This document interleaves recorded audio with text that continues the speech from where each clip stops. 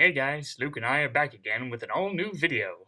That's right. Luke from Sonic Dissected here to do this spin-off sub-series with Melting Man, where we talk and theorize about stuff related to Sonic and other media. Right. Anyway, in this pilot, we'll be taking a look at the new info that was revealed related to the upcoming IDW Sonic comics, and we'll be talking about our thoughts on the whole thing. So, the announcement of IDW getting the Sonic license was announced right after the cancellation of Archie Sonic. I really wasn't too sure about this, as they mentioned that they'll be going for a different direction after Archie Sonic was canned, and that raised a lot of red flags for me. We wouldn't get much info until this year's New York Comic Con. So, Luke, how about that Comic Con, eh? Yeah, me neither. I'm not really a huge comic book nerd, and I'm way too busy with projects and other personal things to try and get a plane ticket to New York. Only thing I've done related to it was buying one of their fancy Comic Con exclusive Funko Pops at a GameStop. Yeah, just what I need for my now growing pop collection. Oh yeah, I also heard an artist from IDW was there and showed off a few sketches that people commissioned him, one of them involving Sonic, and it looks pretty good. But I can already imagine that if Ken Penders was there and he saw that image with Linda on it, he would sue his ass in a heartbeat. Then he would track down the guy that paid him to do that image and sue his ass too. Alright, let's take a brief look at IDW itself.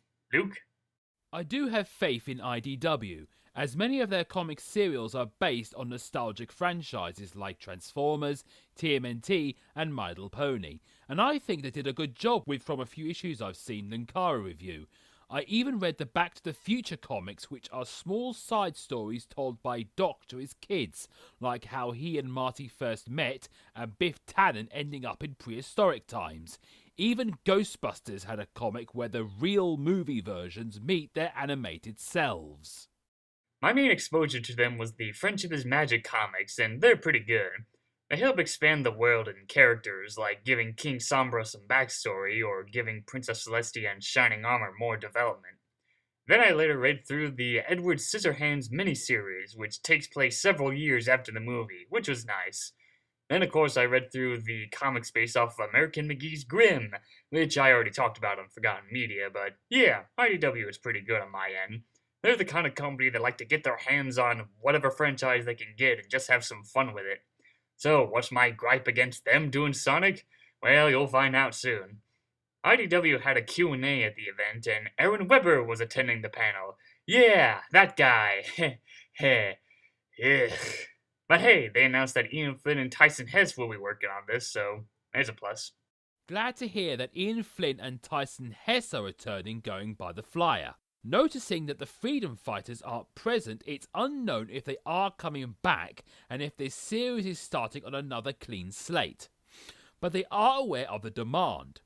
I did like how in the rebooted Archie timeline they did their own adaptations on certain games with possible improved storylines, especially in their own version of Unleashed, where Sonic first became a werehog, he became an uncontrollable wild beast, like when Bruce Banner turns into the Hulk instead of in the game where he's like, huh, I'm a werehog now.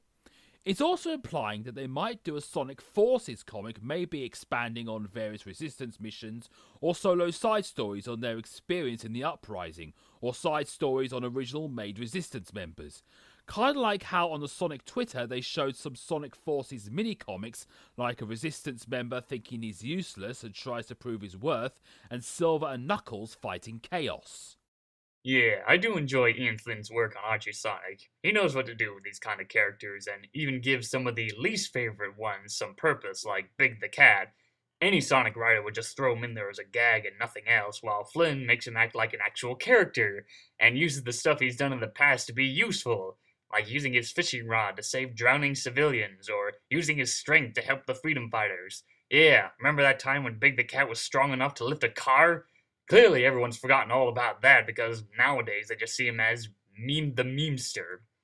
And yeah, Sonic Twitter account, not a fan of that site. It just feels like they post nothing but dank memes, and most of the followers aren't even fans of Sonic. They're just there for the memes and nothing else.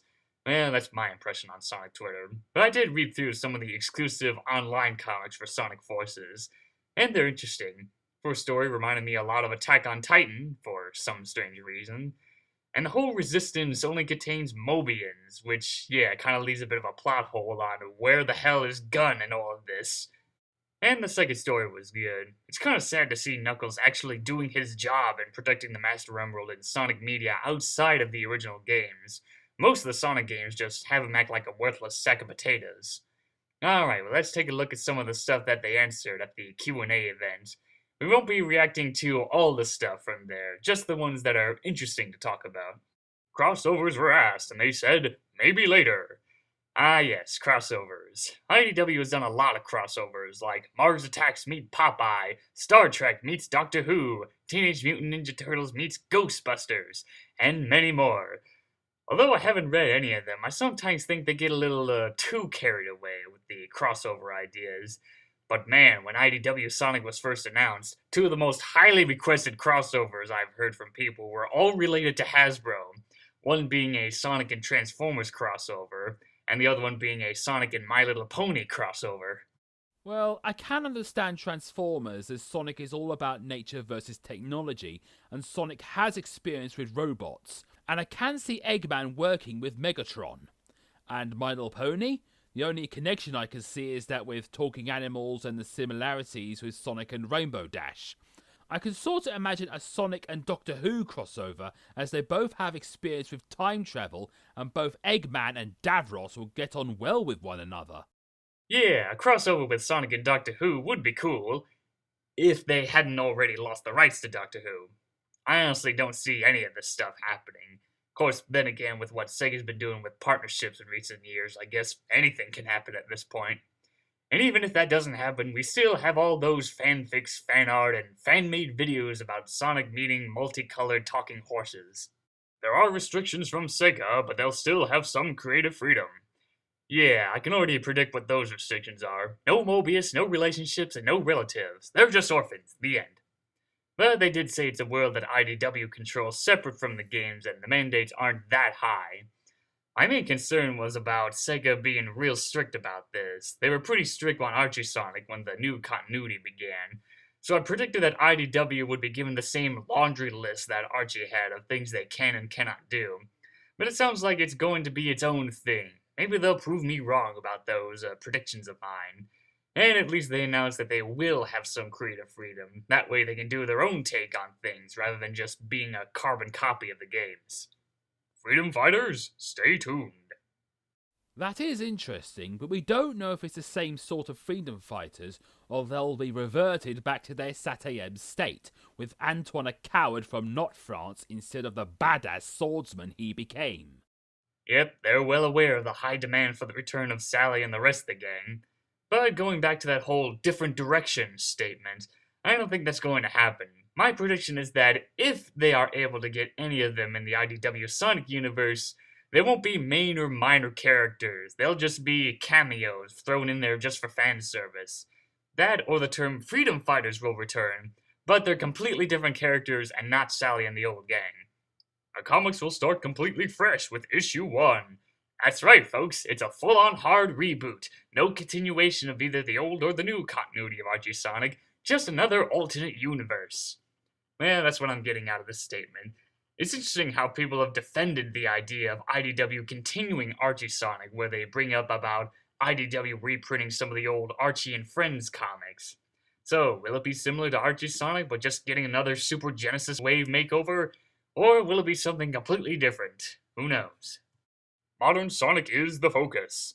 Ah, that's a relief. I've been getting tired of all these games relying too heavily on classic Sonic these days. I think Muggy Mikey said it best. It's not nostalgia if it's now the norm. The way they've been going, I wouldn't be surprised if Classic became the new modern, while Legacy is reduced to making cheap mobile phone games. Some people have asked me why I call him Legacy Sonic instead of Modern Sonic, and aside from the fact that it was stated by some guy at Sega who said, oh, we have Classic, Legacy, and Boom Sonic, and then later went and clarified saying, no, we still call him Modern. Well, Modern Sonic just doesn't really feel that modern anymore.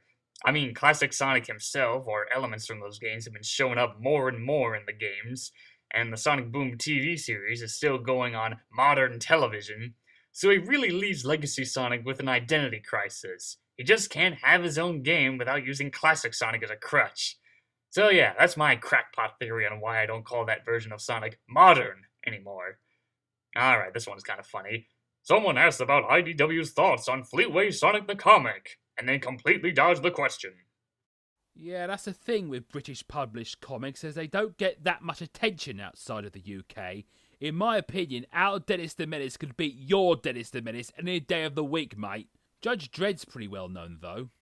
Well, I'm pretty sure Sega doesn't want anything from Fleetway related in the IDW version, or maybe they just completely forgot all about Fleetway Sonic. Yeah, like that time when Nintendo had completely forgotten all about Mario Sunshine when they were working on Splatoon. I have read through the Fleetway Sonic comics, and they're nice, but I'm not expecting anything from Fleetway to pop up in IDW Sonic.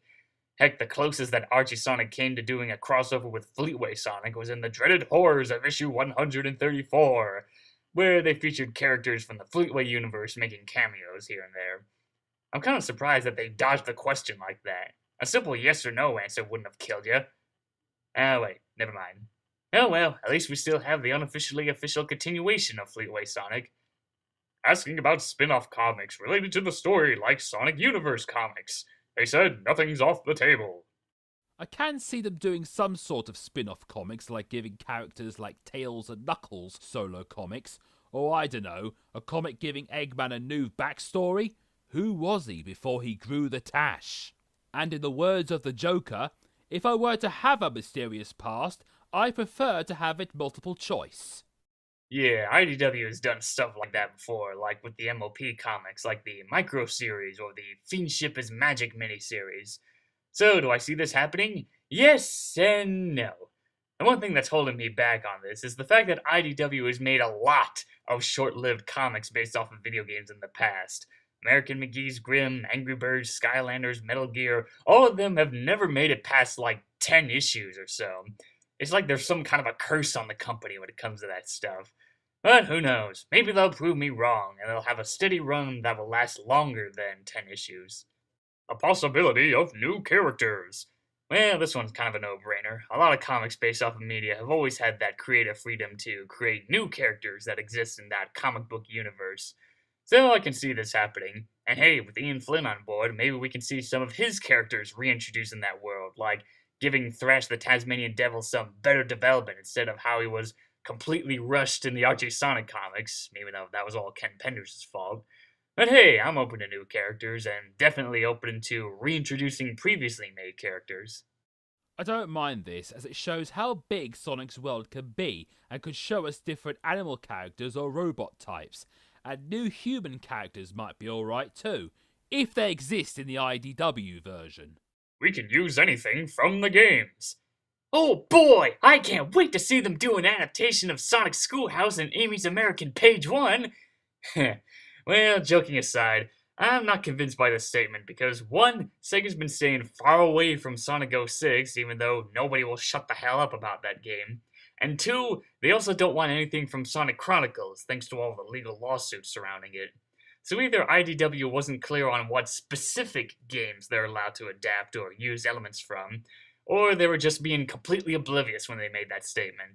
And since Aaron Weber was there, yeah, I'm going for the completely oblivious theory.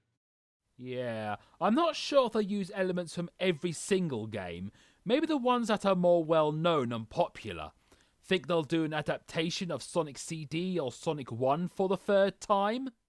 It's bound to happen. Maybe it'll be more original, kind of like what Fleetway Sonic did with their unique takes on some of the Sonic games. And that's about it for what's been revealed from IDW Sonic so far. So, final thoughts, Luke? I think it might be a bit similar to the Archie comics, but not too much. I think it'll have its fair share of light-hearted adventures with darker, more serious ones, like when Archie Sonic went from being fourth wall breaking comedy to a more darker setting. It might be Sonic and friends stopping another of Eggman's plans, being part of a rebellion against the Eggman Empire, or another loose adaptation of one of the games.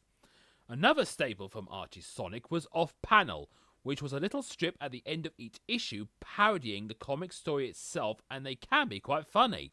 If IDW do bring it back, I hope it would have some funny jokes instead of making it look abstract and weird looking. No offense to the artist, and throwing in Mama Robotnik for no reason. Finally, would Sonic's personality be changed again, as he seems to act different in each form of media, be it the games, comics, and cartoons? I would say IDW would be faithful to how Sonic acted in the Archie version and make him more relatable and less annoying. As for me, it's kind of a love-hate thing going on right now. Yeah, I'm glad to see some familiar faces and they will maintain some creative freedom, but I'm not looking forward to how Sega will be controlling this and what kind of rules they can and cannot do. Sorry for being too much of a negative Nancy, I just have my doubts. Although I will say that after thinking about it for a while, I will give the first 4 issues a read through and see if it's worth continuing on or not. And if I like what I see, then it looks like Takashi Lizuka's bad habit of contradicting his own statements is starting to rub off on me. Hoo-hoo! Anyway, once the first 4 issues come out, we'll be talking about that too, and maybe some other topics. Most of them being related to Archie and Fleetway and even some non-Sonic stuff. In other words, anything Roger hasn't done yet. And maybe I'll do some tweaking with the show here and there, like different poses for me and Luke, and I don't know, add floating pipes like in the old days of Sonic Dissected. Seriously, whatever happened to those things? Well, me and Roger gave up smoking around 2013. We don't deal with magic pipes anymore. Ah, well, that makes a lot of sense. And on that bombshell, cheerio! That is interesting, but we don't know if it's the same sort of freedom fighters or they'll be rebirth. I don't mind this, as it shows how big Sonic's world can be, and they could show us different animal characters or robot types. A new. Sorry. Will Sonic's personality be changed again, as he seems to act different in each form of media, be it the. Sorry, I'll start again. And aside from the fact that it was stated by some guy at Seda. Seda? Yeah. Ah, well, that makes. Well, that makes. Damn it! Well. I was not ready that time. Ugh, come on.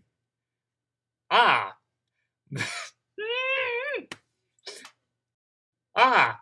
Well, that. Damn it, Luke! You made me get the giggles with this.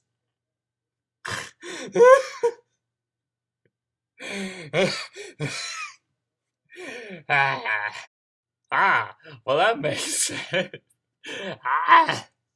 I'm closing my eyes while saying this, and it's making it even worse. So I'm just visualizing it. We stop doing magical pipe shit, blah blah blah. Well, that makes sense. You joined forces with the darkness? I'm losing my mind. It's not even funny.